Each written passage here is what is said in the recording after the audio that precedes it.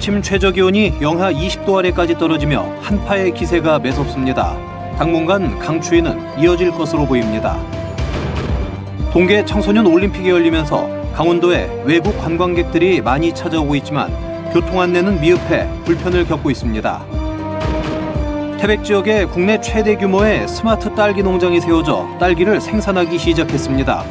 해광 지역 대체 산업으로 가능할지 주목됩니다. 4월 총선이 다가오면서 강릉 지역 여야 후보들이 잇따라 출마를 선언하고 있습니다. 각 정당의 공천 결과에 관심이 쏠리고 있습니다. 여러분 안녕하십니까? 뉴스데스크 강원입니다. 다시 찾아온 북극 한파에 체감온도가 영하 20도 아래로 떨어지면서 강원도도 꽁꽁 얼어붙었습니다. 폭포는 하루 만에 빙벽으로 변했고 농가들도 겨울나기에 분주한 모습입니다. 이송미 기자입니다. 수십 미터 아래로 떨어지던 폭포수가 거대한 빙벽으로 변했습니다. 산골짜기를 타고 내려오던 물은 그대로 얼어 멈췄습니다.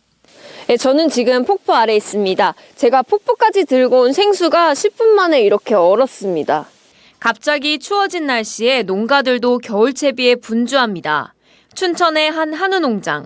다 큰 소나 어린 소나 연신 입김을 뿜어댑니다. 갓 태어난 송아지는 방한복을 껴입고 난로가 하루 종일 축사를 데웁니다.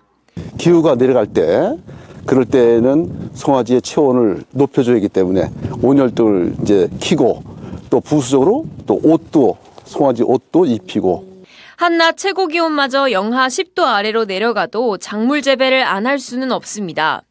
비닐하우스 농가는 실내 온도를 영상 13도로 유지하기 위해 온풍기와 난방을 평소보다 더 많이 떼고 있습니다. 오늘 아침 철원은 영하 23도를 기록했고 화천 광덕산은 영하 25도로 전국에서 가장 추웠습니다. 강원도 전 지역에 이틀째 한파특보가 발효됐습니다. 찬 공기가 남하하여 강추위가 나타나고 있으며 이번 추위는 오늘과 내일 결정을 보이고 이번 주말부터는 평년 기온을 회복하겠습니다. 한파가 이어지는 동안에는 체감온도가 매우 낮아 건강관리, 수도 계량기 동파 사고에 각별히 주의해야 합니다. 강원도도 재난안전대책본부 1단계를 운영하고 인명과 시설 피해가 없는지 수시로 점검하고 있습니다. MBC 뉴스 이송미입니다.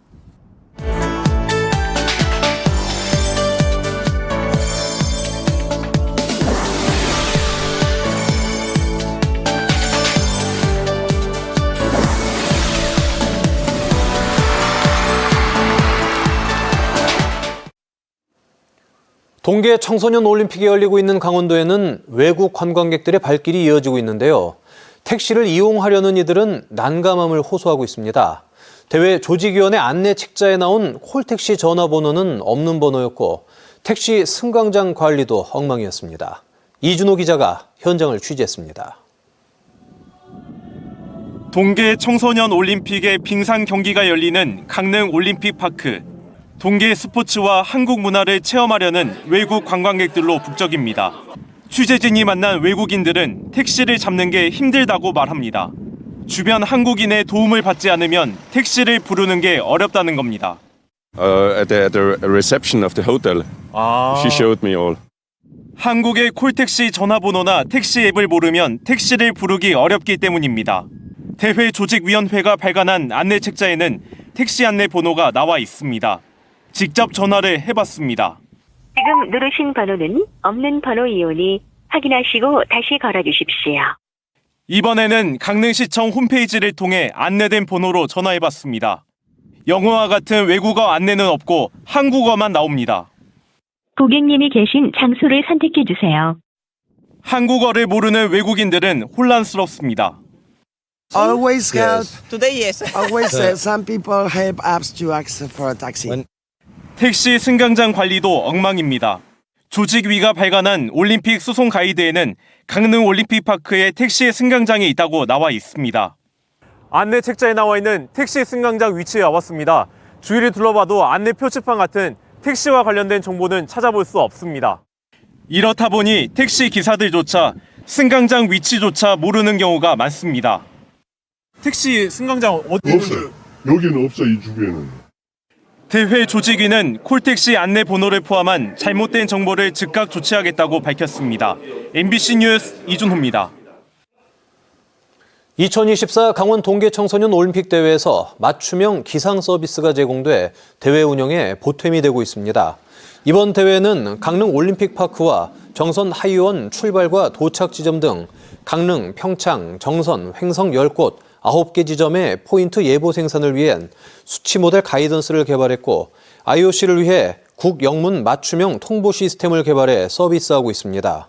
특히 지난 19일 사전회의에서 20일 강한 눈보라가 예상된다는 의견을 제시해 다음 날 스키 점프 경기를 1시간씩 앞당겨 진행하기도 했습니다.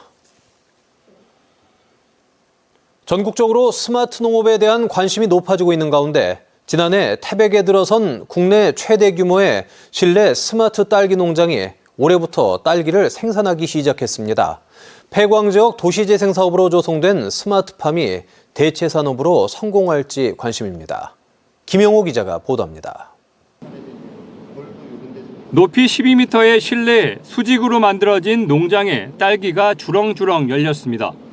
LED 조명이 햇빛 역할을 하고 영양분과 물은 배관 시설을 통해 자동으로 공급됩니다.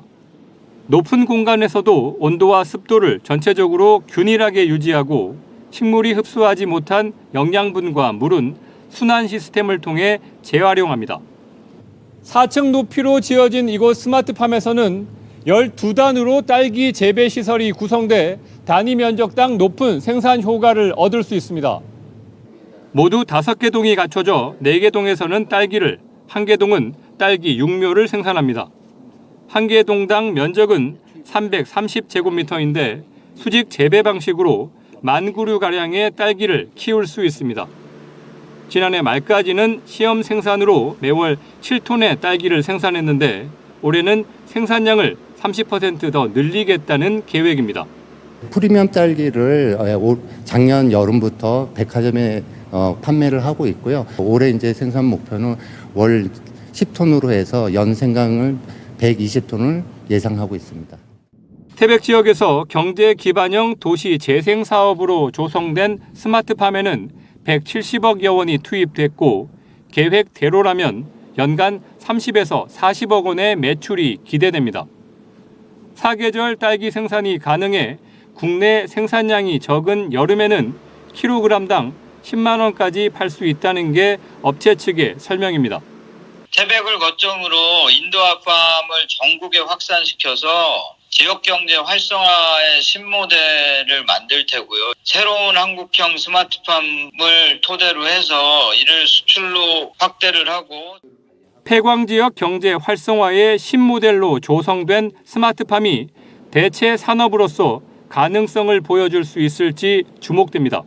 MBC 뉴스 김영호입니다. 김한근 전 강릉시장이 오늘 강릉에서 기자회견을 열고 제22대 국회의원 총선거 출마를 선언했습니다. 김 전 시장은 격동의 정치 상황 속에 강릉의 위기, 보수 진영의 위기를 극복하고 강릉 시민들을 위해 일하겠다며 출마 의사를 밝혔습니다. 장지창 진보당 예비후보도 오늘 강원도청에서 기자회견을 열고 이번 총선은 윤석열 정권 심판 선거라며 거부권 통치와 검찰 통치에 맞서 국민이 승리하는 선거를 만들겠다고 출마 의사를 밝혔습니다. 더불어민주당은 김중남 탄소중립위원회 부위원장과 배선식 전 강릉 지역 위원장이 출마의 뜻을 밝힌 바 있습니다. 이영락 예비후보의 경우 최근 국민의힘을 탈당하고 이준석 대표의 개혁신당으로 당적을 옮겼습니다. 경찰이 레고랜드 조성 과정에서 배임 등의 혐의를 받고 있는 최문순 전 강원도지사를 소환 조사했습니다. 강원경찰청 반부패 경제범죄수사대는 지난주에 최 전 지사를 피의자 신분으로 불러 3시간 정도 조사했다고 밝혔습니다. 최 전 지사는 중도개발공사 채무보증을 2,050억 원까지 늘리는 과정에서 강원도에 손해를 끼친 혐의 등을 받고 있습니다. 경찰은 최 전 지사가 강원도 드론 택시 시제기 개발과 관련해서도 조사 대상이라며 추가 소환 여부를 검토하고 있습니다. 오늘 오전 삼척 원덕 상가에서 불이 나 1명이 숨지고 2명이 다쳤습니다. 오늘 오전 8시 55분쯤 삼척시 원덕읍의 식당에서 가스 누출로 추정되는 불이 나 80대 여성 1명이 숨지고 50대 남성 1명과 40대 여성이 경상을 입고 병원으로 이송됐습니다. 경찰과 소방당국은 정확한 사건 경위를 조사하고 있습니다. 대통령 직속 지방시대위원회가 지방시대 계획 수립을 위해 오늘 강원도청에서 강원도민 의견 수렴을 위한 토론회를 열었습니다. 우동기 위원장이 지방시대 비전과 전략을 발표한 뒤 산업부의 기회발전특구 계획과 강원특별자치도의 지방시대 계획을 설명했고 도민들의 의견을 수렴해 올해 시행계획을 반영할 방침입니다. 강원도는 미래산업 글로벌 도시에 초점을 두고 지방시대 시행 계획을 수립하는 한편 올해 대한민국 지방시대 엑스포가 강원도에서 개최될 수 있도록 지방시대 위원장에게 건의했습니다.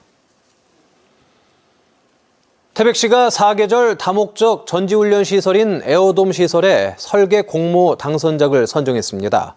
태백시는 사계절 다목적 전지훈련 시설 설계 공모 응모작 3개 가운데 산이NC 건축사 사무소와 3D 엔지니어링이 공동 응모한 작품을 당선작으로 선정하고 올해 11월부터 조성공사를 시작할 계획입니다. 사계절 다목적 전지훈련 시설은 총 사업비 125억 원을 투입해 고원 4구장 일대 14,600제곱미터에 축구장 1면과 연습용 트랙, 체력 단련실, 휴게시설 등을 갖춥니다.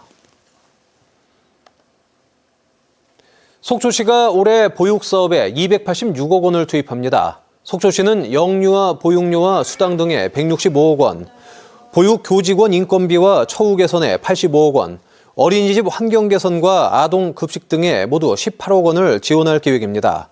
특히 속초시 보육시책으로 어린이집 원화 1인당 3만 원의 특별 활동비를 지급하고 어린이집 종사자 수당 5만 원을 기존 담임교사에서 운전원과 조리원까지 확대 지급하기로 했습니다.